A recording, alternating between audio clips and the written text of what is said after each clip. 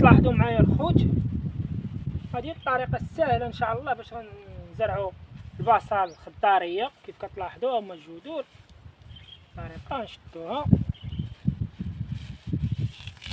نحيدوا هذا، كنكتفيو بهذه الطريقه هذه، طريقه سهله الخوت.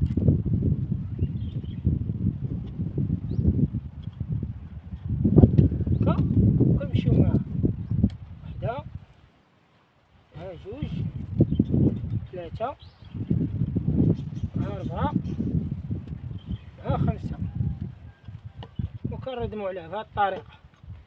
اسهل طريقه الاخوان. كذلك كنمشيو هنا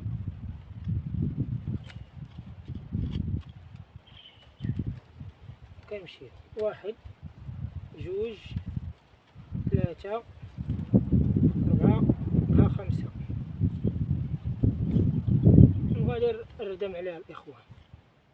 طريقة هي الطريقة السليمة وممتازة الخوت، تعطيك واحد النتيجة مزيانة، بقى غادي إلى آخره. تلاحظوا الخوت هاد الشيء الغرس كتشعر بالمتعة، المتعة الخوت، خصوصا في الوقت فاش كتكون كتجني. يا سلام. دابا نبدا نشارك معكم بحال هاد الشكل ديال الفيديوهات. وضروري الخوت، راه اهم حاجه في القناه عندي هي تستافدوا، ما نلوحوش التفاهه. شي حاجه ضروري دابا غتستافد منها الى حتى انا في القناه. الحمد لله ما نلوحش شي حاجه اللي ما غاديش ترضي الله. شونا الخوت، الحمد لله تقدر تفرج انت والعائله ديالك ووليداتك، ما عندكش مشكل، ما تخافش من شي حاجه يسمعوها وليداتك، ماشي هي هذيك ولا العائله ديالك. الحمد لله تستافد. هذه طريقه الخوت ممتازه جدا. التربه هذه في الاول راني في الاول كنوجد التربه ديالي بحال هكا، تكون تربه مزيانه. دابا بهذه الطريقه هذه البصل ديالك غيطلع مزيان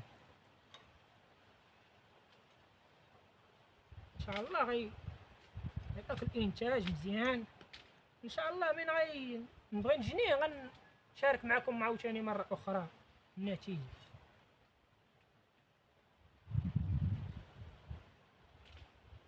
ولا داكشي غادي ناري.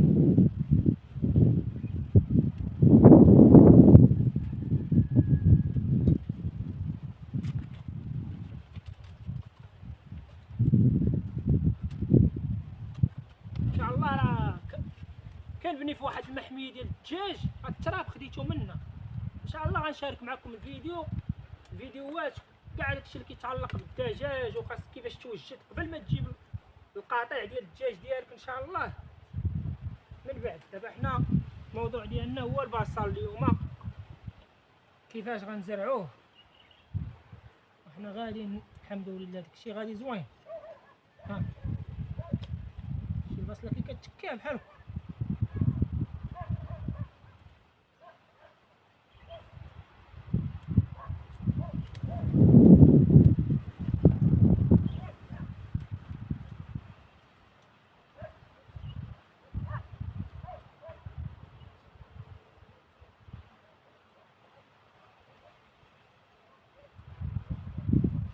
واحد الشكل رائع.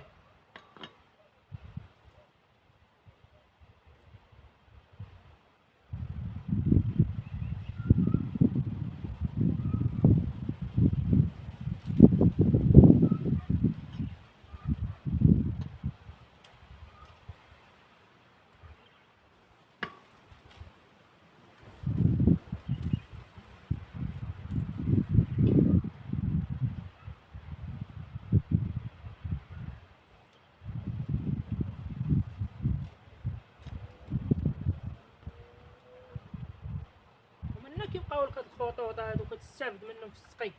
عملية السقي كتكون ممتازة.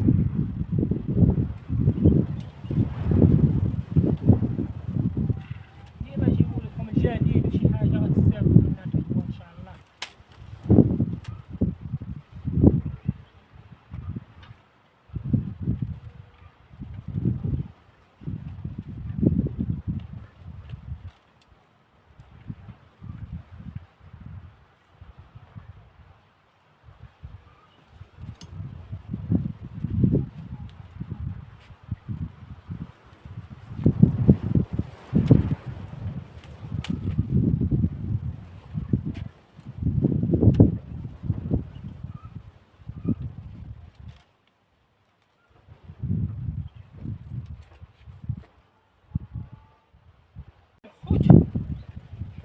السقي.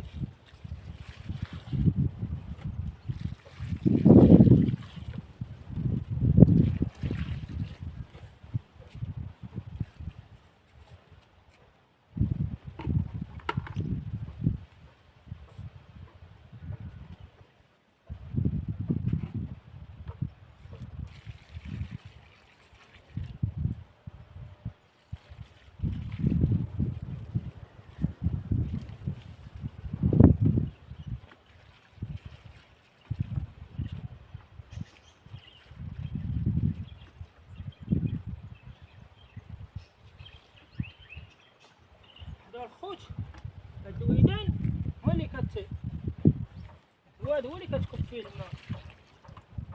كتبقى ديما تروي مش مباشرة على الجذور ولا شي، ما غيشربو بطريقة ممتازة الخوت. كيف كتلاحظوا معايا الإخوان، هذه هي الطريقة. شوفوا هذه هي الطريقة، كتجي منظمة وجميلة، طريقة صحيحة لزراعة البصل الخضاري كما كنقولوا بالدارجة المغربية. هذا البصل كتلاحظوا الإخوان ديال الطريقة، ومنها كتعمل هذا الحوض باش كتسقي بالماء، ما تسقيش مباشرة. بهذه الطريقة تكون العملية ناجحة وصحيحة ان شاء الله. دابا غننتقلوا للمكان الاخر اللي غندير فيه الان. كنشارك معكم التجربه ديالي المتواضعه، وان شاء الله غادي فاش نبغي نجنيها عمليه الجني ان شاء الله غندير لكم فيديو